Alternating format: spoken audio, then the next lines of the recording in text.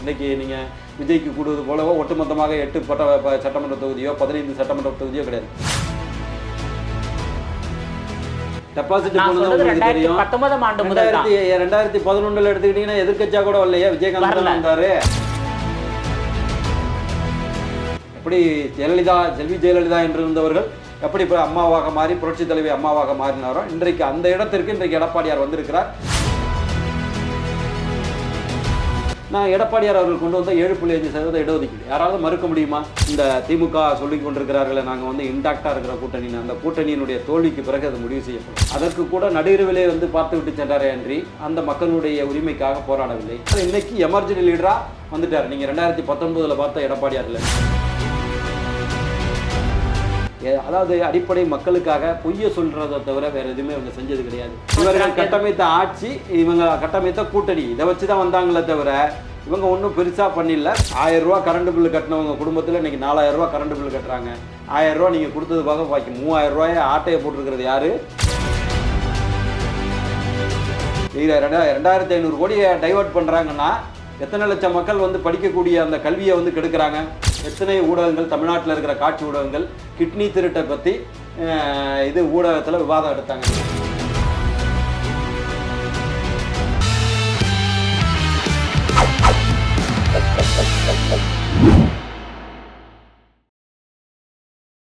GeM TV நேயர்கள் அனைவருக்கும் வணக்கம். அதிமுக செய்தி தொடர்பாளர் வழக்கறிஞர் காசிநாத பாரதி அவர்கள் நம்மோடு இணைந்துள்ளார். அவரிடம் பல்வேறு கேள்விகளை கேட்கலாம். வணக்கம் சார். வணக்கம். நல்லா இருக்கீங்களா? நல்லா இருக்கும். இப்போது என்டிஏ கூட்டணியிலிருந்து ஓபிஎஸ், டிடி தினகரன் வெளியேறிவிட்டார்கள். அவர்கள் இருவரையும் மீண்டும் என்டிஏ கூட்டணியில் கொண்டு வருவதற்கான முயற்சியில் பாஜக இந்நாள் தலைவர் நயினா நாகேந்திரன், முன்னாள் தலைவர் அண்ணாமலை அவர்கள் முயற்சி மேற்கொண்டு வராங்க. ஒருவேளை இருவரும் என்டிஏ கூட்டணியில் வருவதற்கு சம்மதம் தெரிவித்தால் இதை அதிமுக பொதுச் செயலாளர் எடப்பாடி பழனிசாமி ஏற்றுக்கொள்வாரா? அது எங்களுடைய கழகத்தினுடைய பொதுச் செயலாளர் தான் அதை முடிவு பண்ணணும். நாங்கள் முடிவு பண்ணுகின்ற விஷயம் கிடையாது. ஆனால் அவங்க வந்து தேசிய ஜனநாயக கூட்டணியில் ஏற்கனவே இருந்தவர்கள். அந்த அடிப்படையில் அவங்க வந்து பாஜக வந்து அதில் முயற்சி எடுப்பது அது அவர்களுடைய கூட்டணி சார்ந்த விஷயம். ஏன்னா வந்து இப்போ அகில இந்திய அளவில் வந்து பாஜக பெரிய கட்சியாக இருந்த போதிலும் கூட அவர்கள் அனைத்து வெற்றியையுமே எப்படி சொல்லுவாங்கன்னா தேசிய ஜனநாயக கூட்டணி வெற்றி பெற்றிருக்கிறது அப்படி தான் சொல்லுவாங்க. அந்த அடிப்படையில் தான் தமிழகத்தில் வந்து அவங்க சொல்லிக்கிட்டு இருக்காங்க. அவர்களுடைய அலைன்ஸில் இருந்துட்டு அவங்க வித்தின் த அலைன்ஸாக அதிமுகவில் வர்றதை பொறுத்த வரைக்கும் வந்து அதையுமே முடிவு செய்ய வேண்டியது எங்களுடைய கட்சியினுடைய பொதுச் செயலாளர். அந்த கூட்டணி அமைந்தாலும் சரி, அமையவில்லை என்றாலும் சரி, ஏறக்குறைய வந்து ஏற்கனவே வந்து இந்த கடந்த பாராளுமன்ற தேர்தலில் 2024 பாராளுமன்ற தேர்தலில் 18% வாக்குகளை அவங்க வாங்கியிருக்கிறாங்க பாஜக கூட்டணி. அதே போல் அனைத்து இந்திய அண்ணா திராவிட முன்னேற்ற கழகம் 21.00 வாக்குகளை வாங்கியிருக்கிறோம். ரெண்டையும் சேர்த்திங்கனால 38% வாக்குகள் வருது. ஏறக்குறைய வெற்றியை நெருங்கி விட்டோம்.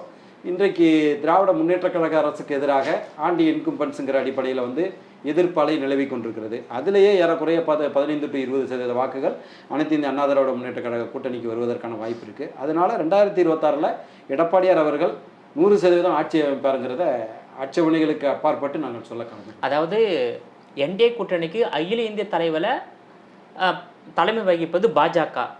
இதே என்டிஏ கூட்டணி தமிழ்நாட்டில் தலைமை வகிப்பது அதிமுக தான்.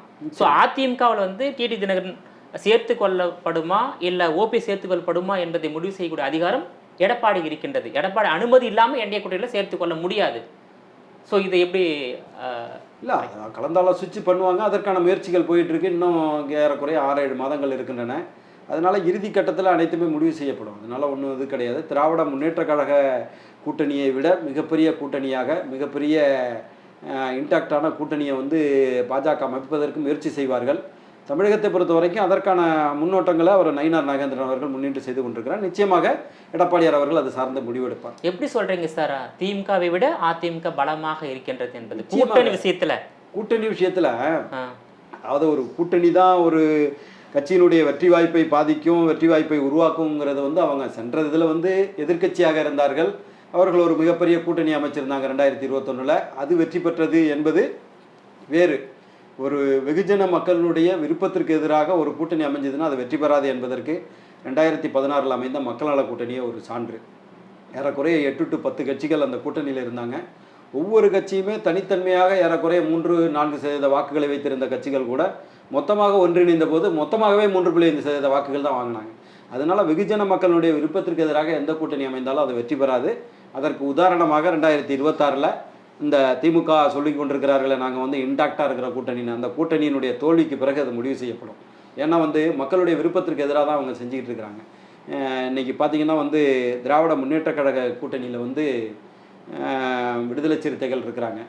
விடுதலை சிறுத்தைகளினுடைய அடிநாதம் என்பது ஒடுக்கப்பட்ட தாழ்த்தப்பட்ட மக்களினுடைய முன்னேற்றத்திற்காக பாடுபடுவது, தாழ்த்தப்பட்ட ஒடுக்கப்பட்ட மக்களுக்கான இயக்கம் நாங்கள் தான் மறுதட்டி கொள்ளக்கூடியவர்கள்.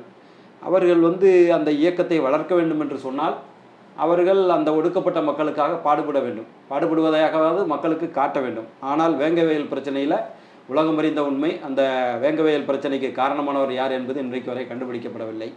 அந்த வழக்கு தொடுத்த அதனால் பாதிக்கப்பட்ட ஒடுக்கப்பட்ட சமுதாயத்தினர் மேலேயே திரும்ப வழக்கு தொடுத்தார்கள். அப்போ வந்து அதையெல்லாம் போர்க்குரல் கொடுக்க வேண்டிய திரும்ப அவர்கள் வேடிக்கைக்கு பார்த்து கொண்டு கைகட்டி வாய் பற்றி இருக்கிறார். அதே போல் இங்கே சென்னையில் ரிப்பன் கட்டடத்தில் நடந்த தூய்மை பணியாளர்களுடைய போராட்டம், பெரும்பான்மையாக இருக்கக்கூடியவர்கள் ஒடுக்கப்பட்ட சமுதாயத்தைச் சேர்ந்தவர்கள். அவர்கள் ஏற்கனவே 23,000 சம்பளம் வாங்கி கொண்டிருந்த அந்த பணி நிரந்தரம் கேட்கிறார்கள், கூலி கேட்டு போராடுகின்றார்கள். அதை ஒரு தனியார் நிறுவனம் ராம்கி போன்ற நிறுவனங்களுக்கு கொடுத்து விட்டார்கள்.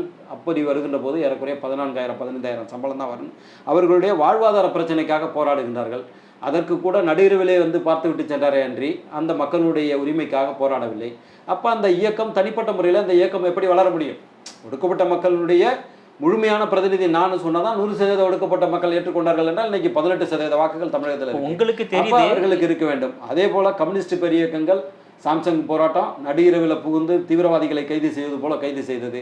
அவர்களுக்குள்ளர ஒரு ஒப்பந்தம் முழுமையாக அமையப்படாத போது கூட அமைந்துவிட்டது என்று சொல்லி CV கணேசன் தொழில்துறை அமைச்சர் வந்து வெளியில் அறிவித்தது.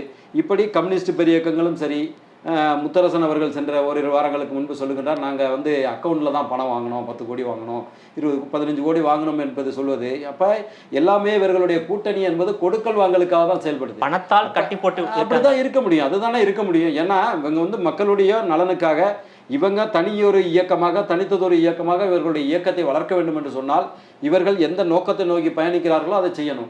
அதை செய்யாமல் நாங்கள் கூட்டணியில் தான் ஒன்றா இருக்கிறோம்னு சொல்லுவதனால எந்த பிரயோஜனமும் கிடையாது. தமிழ்நாட்டு மக்கள் அனைத்தையும் உற்று நோக்கி கொண்டிருக்கிறார்கள்ங்கிற கருத்தை பதிவு. இப்போ 2021 வந்து அதிமுக, பாஜக, பாமக போன்ற கட்சிகள் கூட்டணி அமைத்து தேர்தல் சந்தித்தது. 75 இடங்களில் கூட்டணி வெற்றி பெற்றதுன்னு வச்சுக்க சட்டமன்ற உறுப்பினர்கள். இப்போ அதே கூட்டணி தான் 2026 அமைய போகிறது, பாமக வந்து வரப்போகிறது. இந்த நிலை எப்படி ஒரு ஆளுங்கட்சியாக அதிமுக வெற்றி வரும்? அதாவது வந்து நீங்கள் வந்து பல உதாரணங்களை என்னால் சொல்ல முடியும். எடப்பாடியார் அவர்கள் வந்து 2020-21 முதலமைச்சராக இருந்தார்கள். எங்கள் பகுதியில் 2019 வேதாரண்யம் பகுதியில் வந்து கஜா புயல் வந்துச்சு. அந்த நேரத்தில் நான் மாற்று இயக்கத்தில் இருந்தேன். இருந்த போதிலும் கூட எடப்பாடியார் அவர்கள் ப்ரோக்ராமை நான் உற்று நோக்கிய விதத்தில் அன்றைக்கு ஒரு பெரிய மக்கள் எழுச்சி அலை, அவர் முதலமைச்சராக இருந்தாரே அன்றி ஒரு பெரிய எழுச்சி அலையோ ஒரு எமர்ஜிங்காவோ அன்றைக்கு இல்லை. ஆனால் இன்றைக்கு எடப்பாடியார் செல்லுகின்ற இடமெல்லாம் நீங்கள் உற்று நோக்கியிருப்பீங்க.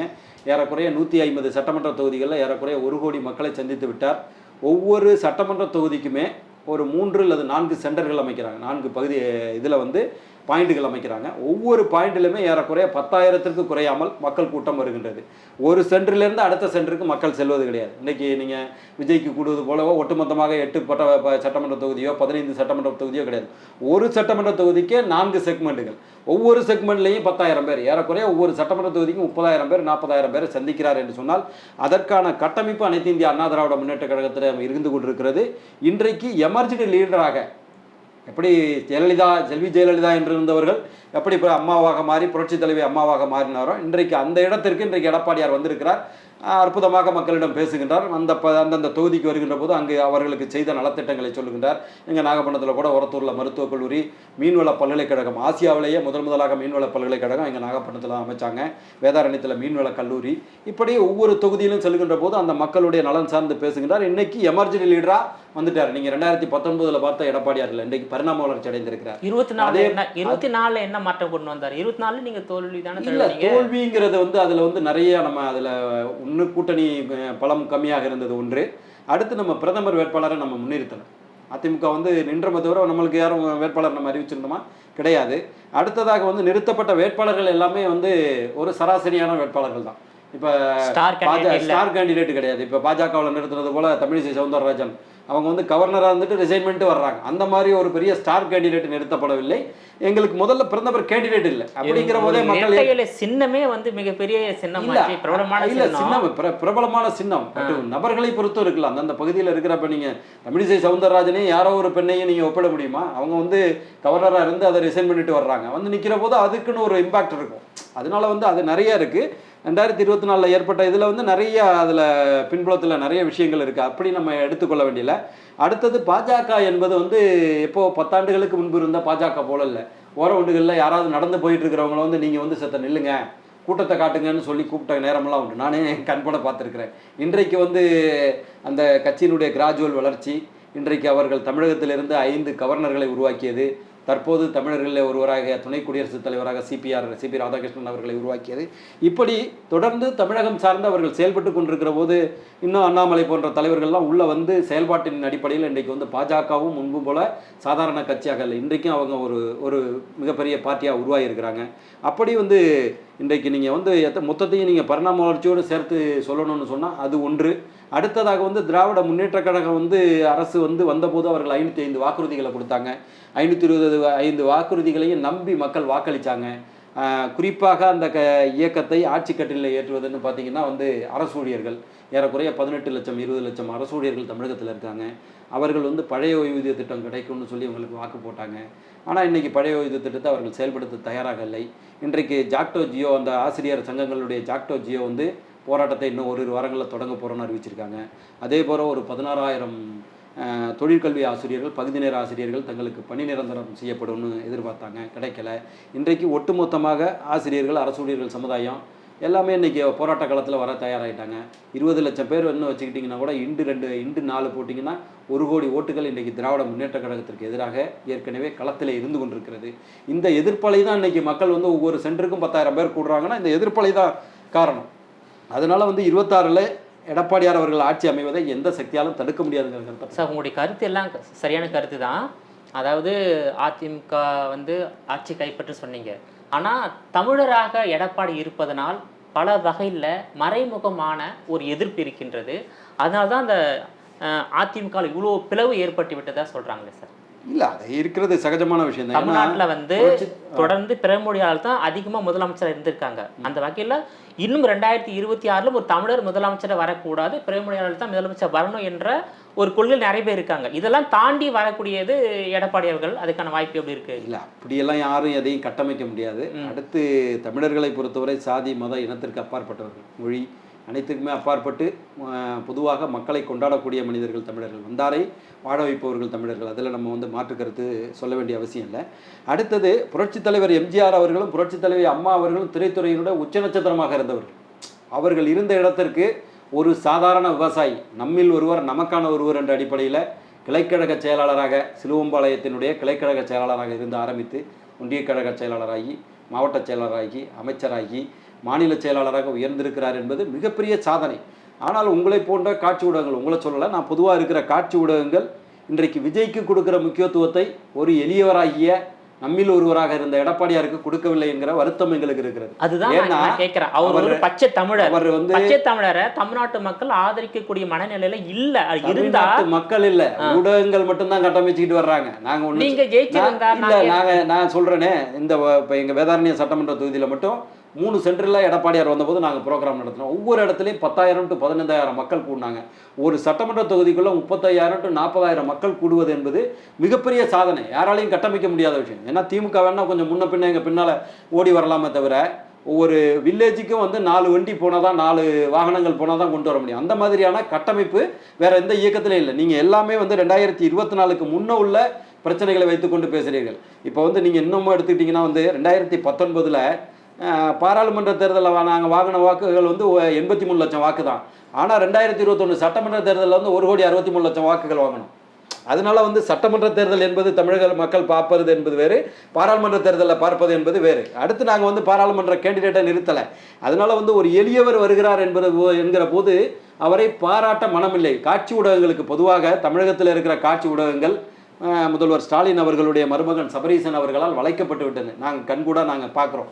அங்கே அவர்கள் நடத்துகின்ற விதத்திற்கும் அந்த எத்தனை ஊடகங்கள் தமிழகத்தில் இருக்கிற காட்சி ஊடகங்கள் இந்த நள்ளிரவில் அடித்து ஏற்றப்பட்ட தூய்மை பணியாளர்களை பற்றிய விவாதத்தை எடுத்தாங்க. கேளுங்க. பாஜகவோட அடிமையாகி விட்டதா? இப்படி தான் ஒரு கேள்வி எடுப்பாங்களே தவிர, ஒரு கூலி கேட்டு போராடுகின்ற மக்கள் சென்னையினுடைய தலைமை இடத்துல இருந்து போராடுறாங்க. அவர்களை நள்ளிரவில் அடித்து ஏற்றுறாங்க.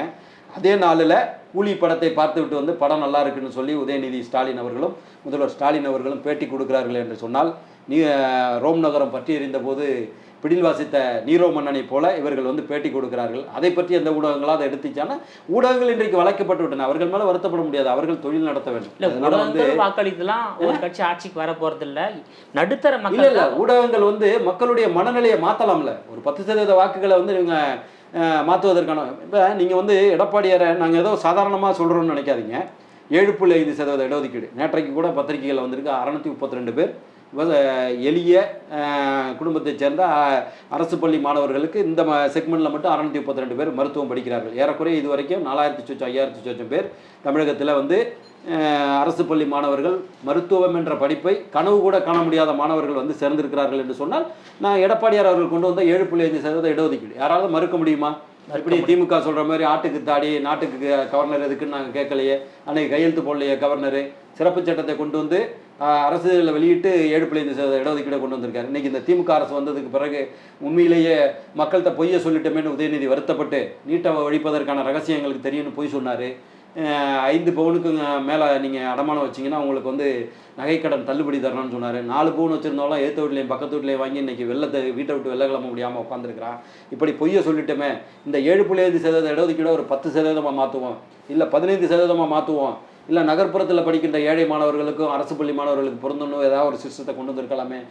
அதாவது அடிப்படை மக்களுக்காக பொய்யை சொல்கிறத தவிர வேறு எதுவுமே அவங்க செஞ்சது கிடையாது. அதைத்தான் நான் குறிப்பிட்டு. நீங்கள் திமுக வந்து ஒரு பொய் பிரச்சாரம் செய்கிறாங்க, வாக்குறுதியை நிறைவேற்றலை, இது எல்லாமே வந்து உண்மைதான். அப்படி இருந்தால் கூட நீங்கள் 2019 வந்து நாடாளுமன்ற தேர்தல் நடைபெற்றது. அதில் வந்து அதிமுக தோல்வி தான். அந்த நாடாளுமன்ற தேர்தலோடு ஒரு 22 சட்டமன்ற தொகுதிகளில் இடைத்தேர்தல் நடைபெற்றது.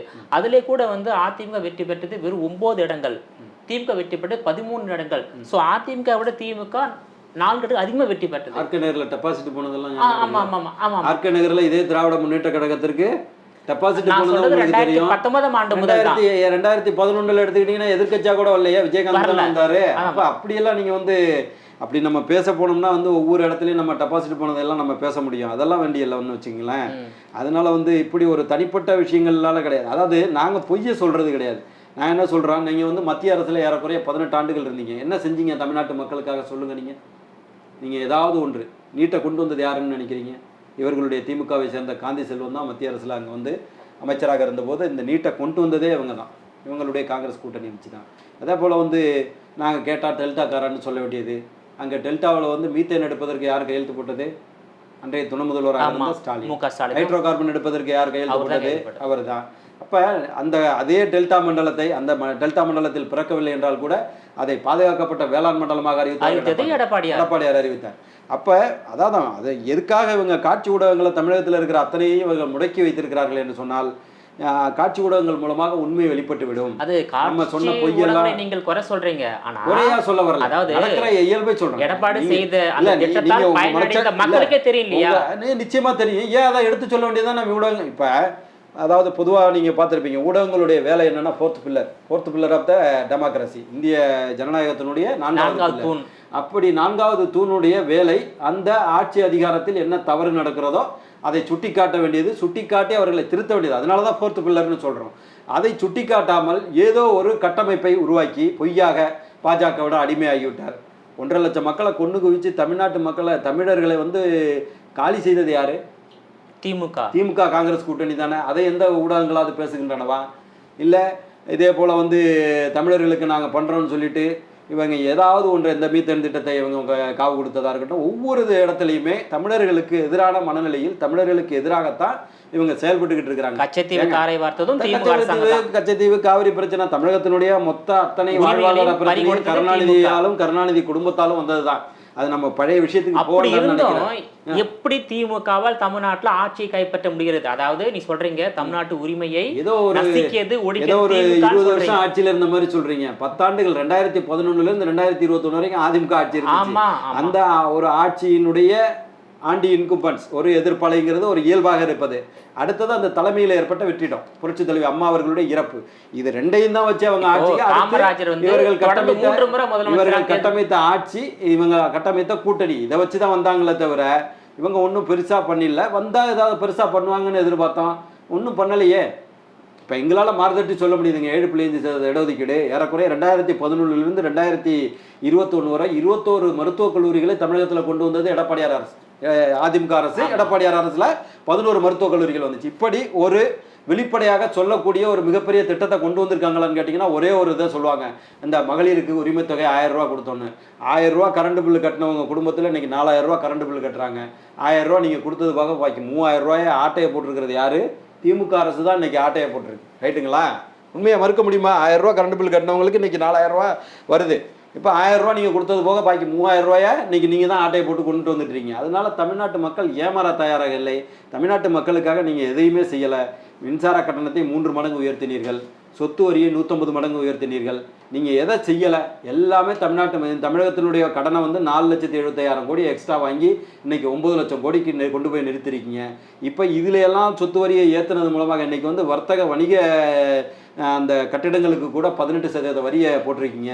குப்பை அள்ளுவதற்கு வரி, குப்பை அள்ளுவதற்கு 2015 ரெட்ராஸ்பெக்டிவ் எஃபெக்டில் ஒவ்வொரு இடத்துக்கும் நீங்கள் நோட்டீஸ் கொடுத்து 50,000 5 லட்சம் 10 லட்சம்னு சொல்லி தொழில் செய்பவர்கள் இன்றைக்கு வந்து நடுத்தருவில் வந்து நிற்கிறாங்க. ஏதாவது ஒன்று நீங்கள் மக்களுக்காக, மக்களின் நலன் சார்ந்து இந்த 1000 ரூபா திட்டத்தை தவிர அதுவும் கூட SC ST மக்களுக்காக, தாழ்த்தப்பட்ட மக்களுக்காக ஒதுக்கப்பட்ட நிதியை வந்து டைவர்ட் பண்ணிட்டாங்கன்னு சொல்லி SC ST கமிஷன் நோட்டீஸ் கொடுத்துருக்கு தமிழக அரசுக்கு. உங்களுக்கு நல்லா தெரியும். அப்ப எந்த இடத்துல நீங்க மக்களுடைய அந்த இடத்துலயும் வந்து திரும்ப அவர்கள் வந்து அதுலயும் அவர் கேள்வி கேட்கல, அதுலயும் அவர் கேள்வி கேட்கல. அவர்தான், அதாவது இதெல்லாம் காரணம் யாருன்னா தமிழ்நாட்டுடைய அரசியல் கட்சி தான் காரணம். இல்ல, திமுக கூட்டணிகள் வந்து கொடுக்கல் வாங்கல்ல செயல்பட்டுக்கிட்டு இருக்கு. அது அவங்களுக்குள்ள உள்ள கொடுக்கல் வாங்கல் என்னங்கிறத நான் சுட்டிக்காட்ட விரும்பல. ஆனா தமிழ்நாட்டு மக்கள் புரிஞ்சுக்கிடுவாங்க. கேட்கணுமா இல்லையாங்க? எங்க சமுதாய இடதுசாதிகளும் கேட்டிருக்கணும். கேட்டா நாங்க ஒடுக்கப்பட்ட மக்களுடைய போர்க்குரல்னு சொல்றீங்க. 2500 கோடியை டைவர்ட் பண்றாங்கன்னா எத்தனை லட்சம் மக்கள் வந்து படிக்கக்கூடிய அந்த கல்வியை வந்து கெடுக்கிறாங்க. இன்னும் நான் சொல்ல முடியுமே, ஏறக்குறைய வந்து 53 லட்சம் பெண்களுக்கு தாலிக்கு தங்கத்தை கொடுத்தது அதிமுக அரசு.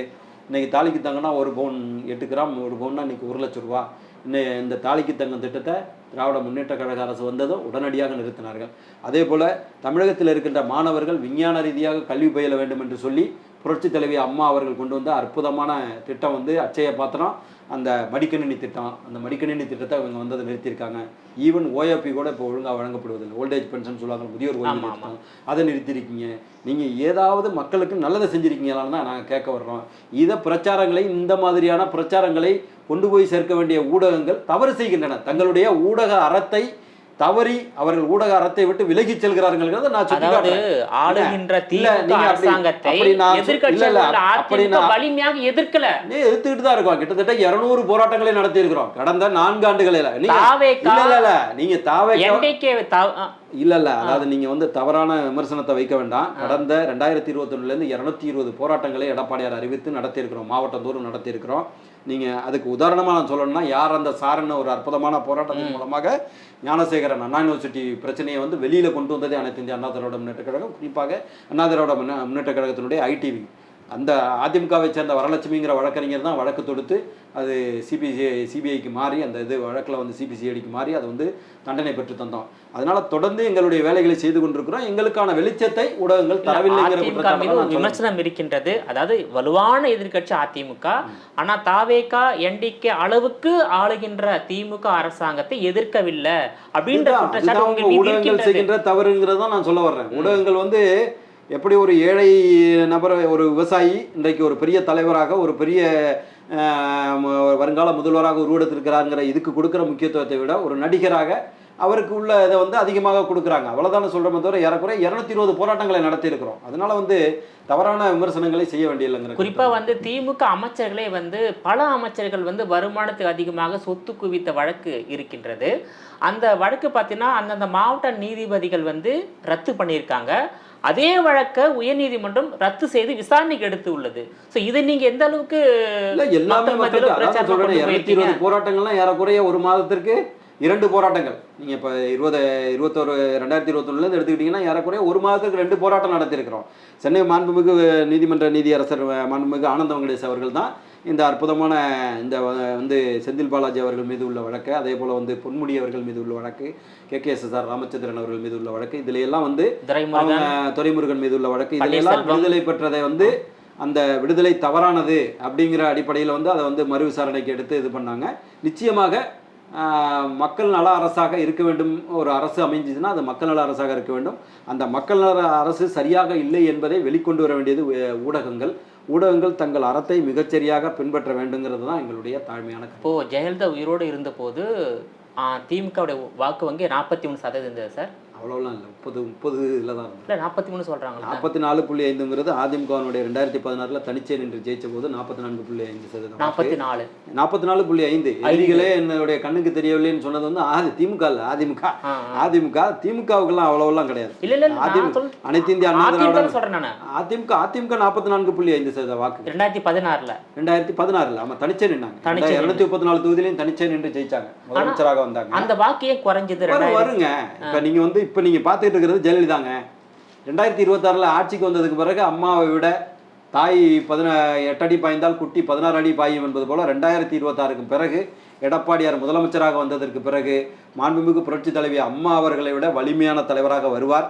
அன்றைக்கு நம்ம இன்னொரு பேட்டியை நீங்க எடுக்கிறதுக்கு பேசுவோம். அதிமுக பாஜக கூட்டணி எடுத்தெடுப்புலயே நீங்க புரட்சி தலைவி அம்மாவை எதிர்பார்க்க கூடாது. முதல்ல ஜெயலலிதா, முதல்ல செல்வி ஜெயலலிதா, அடுத்ததாக ஜெயலலிதா, அதற்கு பிறகு அம்மா, அதற்கு பிறகுதான் புரட்சி தலைவி அம்மா. அதனால வந்து நீங்க எடுத்தெடுப்புலேயே நீங்க பரிணாம வளர்ச்சி 5 வயசு குழந்தைகிட்ட போய் நீ ஏன் 50 வயசுல உள்ள இது வரலன்னு கேட்டீங்கன்னா எவ்வளவு ஒரு தவறான கொஸ்டினா அதை தான் இப்ப நீங்க கேட்டுக்கொண்டிருக்கிறீர்கள். அதற்கான இதெல்லாம் வரணும். உங்களை போன்ற ஊடகங்களும் அதற்கான வெளிச்சத்தை கொடுக்கணுங்க. சட்டம் ஒழுங்கு சந்தி சிரிக்கிறது, கிட்னி திருட்டை பத்தி எத்தனை ஊடகங்கள், நீங்க எத்தனை ஊடகங்கள் நீங்க வந்து காட்சி விவாதத்தை எடுத்தீங்க கேளுங்க. தமிழ்நாட்டில் இருக்கிற அத்தனை ஊடகங்களையும் கூப்பிட்டு கேளுங்க. எத்தனை ஊடகங்கள், தமிழ்நாட்டில் இருக்கிற காட்சி ஊடகங்கள் கிட்னி திருட்டை பத்தி இது ஊடகத்துல விவாதம் எடுத்தாங்க. அதாவது உங்களுடைய ஸ்கிப் ஆகாதீங்க. உங்களுடைய மனச்சாட்சிக்கே விடுறேன், யாரோ ஒரு தேர்ட் பார்ட்டி கிடையாது. திருச்சி மன்னச்சநல்லூர் சட்டமன்ற உறுப்பினர் கதிரவன் ஒரு சட்டமன்ற உறுப்பினரே இப்படி ஒரு தவறை செய்கிறார் என்றால் இமீடியட்டா அந்த ஹாஸ்பிட்டலை மூடி இருக்கணும். 1, அவரை வந்து சட்டமன்ற உறுப்பினரை விட்டு பதவி நீக்கம் செஞ்சிருக்கணும். 2, இதை பத்தி தமிழகத்தில் இருக்கிற எத்தனை ஊடகங்கள் வாதத்தை நடத்தின நான் கேட்கிறேன். திருட ஆரம்பிச்சாச்சு. நீங்க எதெல்லாம் திருட மாட்டீங்க சொல்லுங்க. நீங்க நான் இன்னொன்னு சொல்றேன். உங்கள் கட்சியினுடைய திராவிட முன்னேற்ற கழகத்தினுடைய அயலக பிரிவினுடைய மாவட்ட செயலாளராக இருந்த ஜாபர் சாதிக் அகில இந்திய அளவில் சர்வதேச கடத்தல் மன்னனாக மெத்தப்பட்ட மையனை கடத்துறாருன்னு சொல்லி யார் சொன்னது? இங்கே உள்ளவங்க சொல்லலை. FBI என்கிற ஃபெடரல் பியூரோ ஆஃப் இன்வெஸ்டிகேஷன்கிற அமெரிக்க உளவு பிரிவு இந்திய உளவு பிரிவுக்கு சொல்லுது டெல்லியிலேருந்து கடத்தப்படுதுன்னு. டெல்லியில் வந்து விசாரிக்கிறாங்க. டெல்லியிலேருந்து சென்னைன்னு சொல்கிறாங்க. சென்னையிலேருந்து வந்து பார்த்தா திருவல்லிக்கணியில் எங்கன்னு கேட்டிங்கன்னா திராவிட முன்னேற்ற கழகத்தினுடைய மாவட்ட செயலாளர் சிற்றரசனுடைய சகாரா கூரியர் நிறுவனம். கடைசியாக யாருன்னு பார்த்தீங்கன்னா அயலக பிரிவினுடைய மாவட்ட செயலாளர் ஜாபர் சாதிக்னா யாரோ சாதாரண நபர்னு நினச்சிடாதீங்க. ஓரிரு வருடங்களுக்கு முன்பு ராமநாதபுரத்துலேருந்து இங்கே பிழைப்பதற்காக வந்தவர். இன்றைக்கு 1000 கோடி 5000 கோடியில் படம் எடுக்கிறாருன்னா அப்போவே தெரிஞ்சிருக்கணும். யாரோட படம் எடுக்கிறாரு? இன்றைக்கு துணை முதல்வராக இருக்கிற உதயநிதி ஸ்டாலின் அவர்களுடைய மனைவி கிருத்திகா உதயநிதியோடு மங்கைங்கிற படத்தில் ப்ரொடியூசரு. சரி, அவர் மட்டும்தான் அங்கே நெருங்கி இருக்காருன்னு பார்த்தீங்கன்னா ஸ்டாலினோட நெருக்கத்தில் இருக்கார். இன்னும் ஒரு படி மேலே போய் தமிழகத்தில் இருக்கிற அந்த அன்றைக்கு சிட்டி கமிஷனராக இருந்த சங்கர் சிவால் அவர்கள் வந்து அவருக்கு CCTV கேமராக்களை 1.5 கோடி ரூபாய்க்கு சென்னையில் வாங்கி கொடுத்தாருன்னு சொல்லி அவார்டு கொடுக்குறாரு. ஒரு நபருக்கு அவார்டு கொடுப்பதற்கு முன்பு, ஒரு கேடயம் கொடுப்பதற்கு முன்பு, ஒரு விருது கொடுப்பதற்கு முன்பு அவருடைய கிரிமினல் பேக்ரவுண்டை விசாரிக்கணும். நல்லவனா கெட்டவனான்னு சொல்லி அவர் எப்படி 1.5 கோடிக்கு வாங்கி கொடுக்குறாருன்னா அவர்கிட்ட 1000 கோடி இருக்கணும். அதற்கு எங்கே இருக்கிறது என்பதை கூட விசாரிக்காமல் அவருக்கு அவார்டு கொடுத்துறீங்க. பிறகு என்ன வருது? அமெரிக்க உளவு பிரிவு உங்களுக்கு கண்டுபிடிச்சு கொடுக்க வேண்டியிருக்கு. இதையெல்லாம் பற்றி தமிழகத்தினுடைய காட்சி ஊடகங்கள் என்றைக்காவது வாத பொருளாக்கி இருக்கிறதா? சட்டம் ஒழுங்கு பிரச்சனை காட்சி ஊடகங்கள் வாத பொருளாக்கி இருக்கிறதா? ஏறக்குறைய 25க்கும் மேற்பட்ட லாக்அப் டெத்துகள், எங்கள் அஜித்குமார் மரணம் உட்பட ஏதாவது காட்சி ஊடகங்கள் அது மட்டும்தான் பண்ணாங்க. அஜித்குமார் மரணம் உண்மையிலே ஊடகங்களுடைய மிகப்பெரிய வெற்றி. மக்களுடைய மன்றத்துக்கு மறுக்கவும் முடியாமல் மறைக்கவும் முடியாமல் வெளில வந்தது. இல்லைன்னா வந்து அதையும் செய்திருக்க மாட்டார்கள். இப்படி நம்ம வந்து உண்மையாக இந்த நாடு நல்லா இருக்கணும்னு நினச்சா, தமிழர்கள் நல்லா இருக்கணும், தமிழ்நாட்டு மக்கள் நல்லா இருக்கணும்னு நினச்சா, இங்கே வியாபாரத்தை செய்து கொண்டிருக்கக்கூடிய காட்சி ஊடகங்கள் தமிழ்நாட்டு மக்களின் நலனுக்காக விவாதப் பொருளை எடுக்க வேண்டும் என்கிற கருத்தை நான் பதிய வைக்கிறேன். இப்போ கிட்னி திருட்டை வந்து அதிமுக பாஜக திருட்டுன்னு சொல்லுவாங்க. மா சுப்பிரமணியம் அது முறைகேடு சொல்லிருக்காரு. ஆமா, திருட்டு வந்து திமுக எம்எல்ஏவுடைய மருத்துவமனையில் நடைபெற்று உள்ளது. இதை வந்து பாஜக மூலமா சிபிஐ விசாரணைக்கு நீங்க அழுத்தம் கொடுக்கலாம்ல? எது இந்த கிட்னி திருட்டு? இப்போ மதுரை உயர்நீதிமன்றத்தில் வழக்கு தொடுத்து சிபிஐ விசாரணைக்கு மாற்ற போறாங்க, நோட்டீஸ் ஆகிருக்கு, மாற்ற போறாங்க. அதிமுக அந்த மருத்துவமனை அதிமுகவை சேர்ந்த வழக்கறிஞர் தான் அதை வழக்கு தொடுத்திருக்காங்க. அந்த எம்எல்ஏ மீது நடவடிக்கை எடுக்கணும். ஆமாம், மதுரையில் அதுக்கு தான் அந்த வழக்கில் வந்து எஃப்ஐஆரும் போடப்படலை. இன்னைக்கு வரைக்கும் வந்து எந்த விதமான ஃபர்தர் கோர்ஸ் ஆஃப் ஆக்ஷன் இல்லைன்னு சொல்லி மதுரையில் வந்து வழக்கறிஞர் அவர் பேர் மறந்து போச்சு. அதிமுக வழக்கறிஞர் தான் அங்கே வழக்கு தொடுத்து போயிட்டு இருக்கு. சிபிஐ விசாரணைக்கு நேற்றைக்கு கூட வழக்கு வந்துச்சு. அதான் சிபிஐ விசாரணைக்காக ஆமாம், நோட்டீஸ் ஆர்டர் ஆகிருக்கு, போயிட்டு. உங்களுடைய விரிவான தகவலுக்கு ரொம்ப நன்றி சார். நன்றி.